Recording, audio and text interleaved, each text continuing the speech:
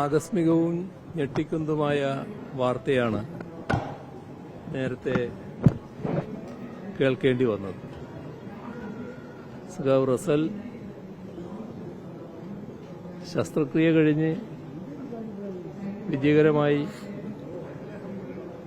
നാട്ടിലേക്ക് വരാനുള്ള തയ്യാറെടുപ്പിലായിരുന്നു. അതിന് മുന്നോടിയായി ചെന്നൈയിൽ തന്നെ കുറച്ചുനാൾ കഴിയുകയായിരുന്നു ഒരു ഹോട്ടലിൽ. ഹോസ്പിറ്റലിൽ റിവ്യൂവിന് പോയി തിരിച്ച് ഹോട്ടലിലെത്തിയപ്പോൾ കുഴഞ്ഞു വീഴുന്ന അവസ്ഥയാണ് ഉണ്ടായത്. അത് മനസ്സിലാക്കുന്നത് ശക്തമായ കാർഡിയാക് അറസ്റ്റ് വന്നു എന്നാണ്. അദ്ദേഹത്തെ രക്ഷപ്പെടുത്താനായില്ല. കോട്ടയത്തെ പാർട്ടിയുടെ ജില്ലാ സെക്രട്ടറി എന്ന നിലക്ക് സ്തുത്യർഹമായ സേവനമായിരുന്നു സഖാവ് റസൽ നിർവഹിച്ചു പോരുന്നത്.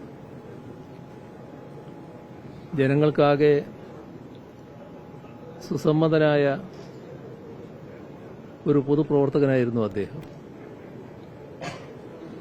പാർട്ടിയുടെ